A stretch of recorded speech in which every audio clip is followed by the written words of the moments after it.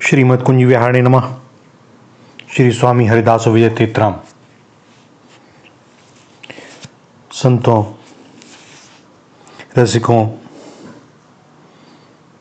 और आचार्यों के चरण चिन्हों पर हम चलना तो चाहते हैं, किंतु इसमें कई विघ्न आते हैं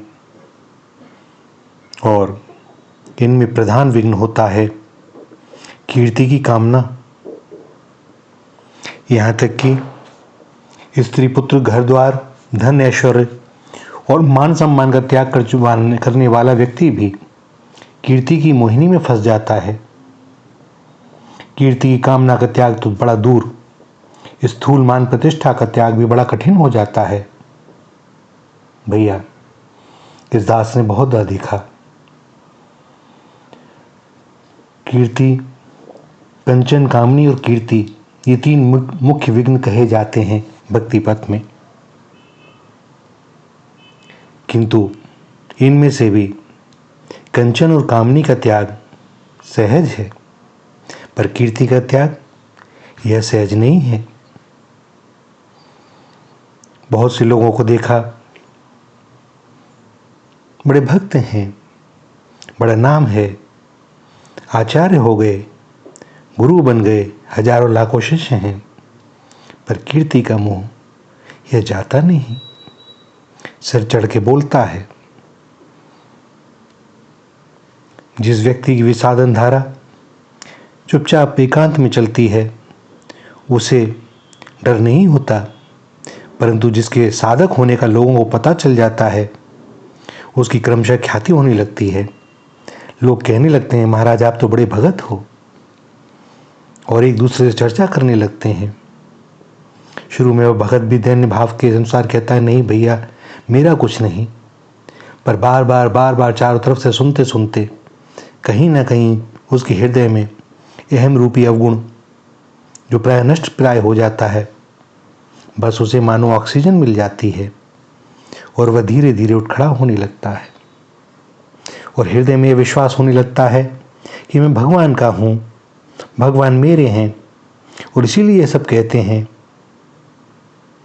और अप्रत्यक्ष रूप से वह मान लेता है कि मैं अधिकारी हूं और ऐसा तो होना ही चाहिए।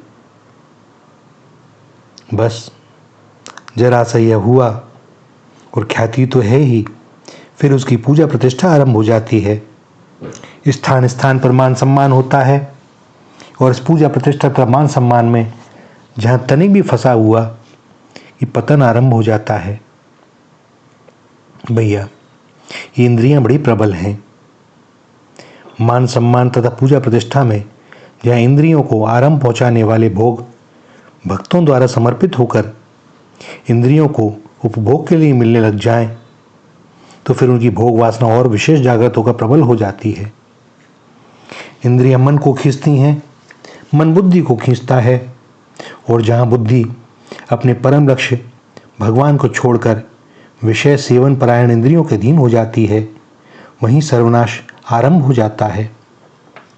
अतएव संत भाव की प्राप्ति के लिए प्रयत्न करने वाले साधकों को बड़ी ही सावधानी के साथ ख्याति, मान सम्मान, पूजा प्रतिष्ठा आदि से अपने को बचाए रखना चाहिए।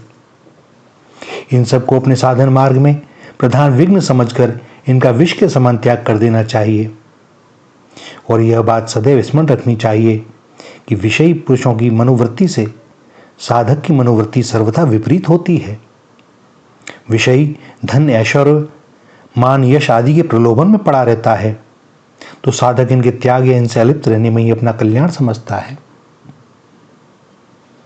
भक्ति करते करते लोग प्रवचन, उपदेश, कथा वार्ता और फिर बड़े बड़े आश्रम और उनमें अत्याधुनिक सुविधाएं देने में, जमीनें खरीदने में, पूजने पुजाने में विश्वास करने लग जाते हैं। और बस जहाँ पहले भगवान का ध्यान होता था, अब दानदाताओं का ध्यान रहता है। कौन आ रहा है, कब आ रहा है, उसे कहाँ ठहराना है, उससे क्या बातें करनी है, किस तरह से उससे कुछ और निकलवाना है, यह स्थिति हो जाती है। करनी नहीं पड़ती, क्योंकि भोगों की प्रबलता इंद्रियों को पुनः जागृत कर देती है। भैया, सत्य तो यह है कि जो अच्छे साधक हों उनके भक्तों अनुयायियों को चाहिए कि वे संत सेवा, गुरु भक्ति के नाम पर भ्रमवश इंद्रियों की भूख बढ़ाने वाले मोहक भोग उनके चरणों पर चढ़ाकर उनके लिए विलास सामग्रियों का संग्रह करके उन्हें पवित्र मर्यादित जनता जीवन से गिराने की चेष्टा न करें। संत और गुरु का सम्मान और उनकी पूजा करना शिष्य का परम कर्तव्य है और उसके लिए लाभदायक भी है, परंतु उनकी सच्ची पूजा उसी कार्य में है जो उनके लिए हानिकर नहीं है और जो आध्यात्मिक उन्नति में सहायक होने के कारण हृदय से उनका इच्छित भी है। जो मान सम्मान और पूजा प्रतिष्ठा के लिए संत का बाना धारण करते हैं वह तो संत है ही नहीं। इसलिए सच्चे साधक संत मान सम्मान और पूजा प्रतिष्ठा की इच्छा क्यों करने लगे? यदि भ्रमवश करते हैं तो उनके साधन में विघ्न रूप होने के कारण उनके लिए महान हानिकारक है। अतएव भक्तों और शिष्यों को संत और गुरु के लिए विलास सामग्री जुटाने में आत्मसंयम से काम लेना चाहिए, क्योंकि विलास सामग्री जुटाने में से संत का यथार्थ सम्मान कभी नहीं होता, बल्कि त्यागी महात्मा को भोग पदार्थ देना या भोग पदार्थ के लिए उसके मन में रुचि या लालच उत्पन्न करने की चेष्टा करना तो एक तरह से उनका अपमान या तिरस्कार करना ही है। शरशैया पर पड़े हुए वीर शिरोमणि भीष्म के लटकते हुए मस्तक के लिए रुई का तकिया शोभा नहीं देता। उसके लिए तो अर्जुन के तीक्ष्ण बाणों के द्वारा दिया गया तकिया ही प्रशस्त और योग्य है। इसी प्रकार संत महात्माओं का यथार्थ सम्मान उनके आज्ञा पालन में, उनके आदर्श चरित्र के अनुकरण में और उनकी वेश के अनुरूप ही उनकी सेवा करने में है। पहुंचे हुए संत महात्मा पुरुष कभी भक्तों का अत्यंत आग्रह देखकर उनकी प्रसन्नता के लिए किसी वैद्य भोग सामग्री को स्वीकार कर लेते हैं जो निषिद्ध न होने पर भी उनके स्वरूप के अनुरूप शोभा देने वाली न हो, तो इससे उनका अवश्य कुछ न कुछ बनता बिगड़ता नहीं है। वे तो अपने स्वरूप के विपरीत वस्तु को स्वीकार करके अपने संत स्वभाव का ही सुंदर परिचय देते हैं, परंतु उनकी देखा देखी साधक संत यदि वैसा करने लगें तो बड़ी हानि हो जाएगी। अतएव जो साधक हैं, जो संत स्वभाव को अपनाना चाहते हैं, उनको इस सब विघ्न से बचना चाहिए। विलास सामग्री, मान सम्मान और पूजा प्रतिष्ठा का त्याग करने पर भी इनके त्याग से होने वाली कीर्ति की कामना तो किसी न किसी अंश में साधक के मन में प्राय रह ही जाती है।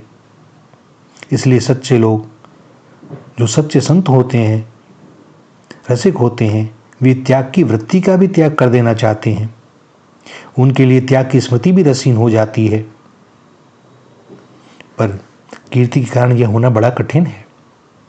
इस दास ने बहुत से बड़े बड़े बोर्ड देखे हैं बड़े बड़े आश्रमों पर, फलाहारी बाबा का आश्रम, त्यागी बाबा का आश्रम। भैया, जब छपा हुआ है तो क्या त्यागा? त्यागा तो हृदय से गया क्यों नहीं? इसको बोर्ड का क्यों बनवाना पड़ा? इसका यही हमारी भूल होती है। इसी प्रकार जिन संत महात्माओं ने मान बड़ाई पूजा प्रतिष्ठा के साथ कीर्ति कामना का भी त्याग कर दिया, वे ही यथार्थ संत हैं। साधक संतों के लिए इस कीर्ति कामना रूपी प्रधान विघ्न के त्याग की आवश्यकता है। छोटे छोटे विघ्नों से भी उन्हें बचना चाहिए, क्योंकि ये छोटे विघ्न भी आश्रय पाने से आगे चलकर बड़े हो जाते हैं और साधक को लक्ष्यच्युत करके उसका सर्वनाश कर देते हैं। वे कौन से हैं छोटे छोटे विघ्न, यह हमें सदैव स्मरण रखना चाहिए। सभा समितियों में शामिल होना, किसी भी मनुष्य विशेष, स्थान विशेष या वस्तु विशेष में विशेष रूप से ममता का होना, मठ या आश्रम की स्थापना, साधन में आलस्य, दीर्घसूत्रता, प्रमाद, अश्रद्धा, अविश्वास और निश्चय की कमी, दूसरों से शास्त्रार्थ करना, अपने को विद्वान समझना,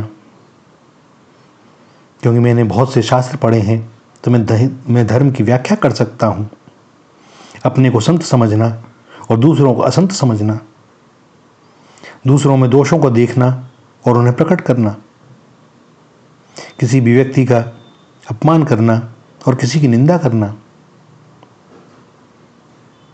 सत्संग में कोई परचर्चा, नाटक, सिनेमा और असत साहित्य देखना पढ़ना, अशास्त्रीय कार्यों में रुचि होना, बड़ों का सम्मान करना, किसी भी जीव से घृणा करना, विपत्ति में घबराकर और संपत्ति में हर्ष से फूलकर अपने कर्तव्य को भूल जाना, जगत के विषयों की प्राप्ति में जीवन की सफलता को मानना और इस सफलता में भगवान की कृपा या किसी साधन सिद्धि का अनुभव करना, किसी कारणवश किसी कार्य के अकस्मात सिद्ध हो जाने या किसी बात के सत्य सिद्ध हो जाने पर अपने को सिद्ध मानना और लोगों को चमत्कार दिखलाने की इच्छा करना, यह मान लेना कि अब तो मैं सिद्ध हो गया, ठाकुर जी की कृपा से मैं सब जान जाता हूं, और उसके बारे में लोगों को बताना। और लोगों की तो आजकल भैया एक ही बात है, जहाँ चमत्कार है वहाँ नमस्कार है। तो जो चमत्कार दिखला रहे हैं ये इनके इन प्रकार, बस उनके पीछे लोग दौड़ रहे हैं, और वे जो चाहते थे वह उन्हें प्राप्त हो रहा है। भैया बड़े बड़े दुख कृपा निवारण सम्मेलन होने लगे हैं, उनके रजिस्ट्रेशन होते हैं। क्या कहा जाए भैया, यदि संति ही हो तो रजिस्ट्रेशन वालों का ही दुख दूर होगा क्या? प्राणी मात्र का दुख दूर करते हैं संत वगैरह, तो उनकी तो भावना ही कल्याण की होती है, वे अपने को प्रकट भी नहीं करते। यहाँ ही कहा जाता है कि भैया अगर कोई दुख है तो केवल हम ही दूर कर सकते हैं और कोई नहीं। क्या स्थिति हो गई है? हमें सदैव स्मरण रखना चाहिए हमारा लक्ष्य क्या है। बस चुपचाप अपने लक्ष्य में लगे रहें, अपने आचरण में, चरित्र में दिन प्रतिदिन कुछ ना कुछ सुधार अवश्य करते रहें। भैया भक्ति का मार्ग कठिन भी है और राजमार्ग भी। कठिन तब तक जब तक आप राजमार्ग पर नहीं आ जाते, उसके बाद यह बड़ा सरल हो जाता है। लक्ष्य एकदम सामने, उनके सिवा और कुछ नहीं। अब दाएं बाएं कहीं कोई पगडंडी, छोटे रास्ते, पेड़ पौधे, झाड़ झंकार, खरपतवार, कुछ नहीं। सामने लक्ष्य, बस चले चलें। वे जानते हैं कि हमें कैसे बचाना है, कैसे करना है, तो सब कुछ उनके ऊपर छोड़ दें। अपनापन ना रहेगा, मैं पना यदि भीतर ना रहा, तो फिर कीर्ति का भी क्या होगा? कौन इच्छा करेगा कीर्ति की? कीर्ति तभी तक जब तक अपने भीतर मैं पना है कि मैं हूं, मैं नहीं, वो ही वो, जित देखूं तित तू ही तू। श्री राधा, श्री राधा, श्री राधा।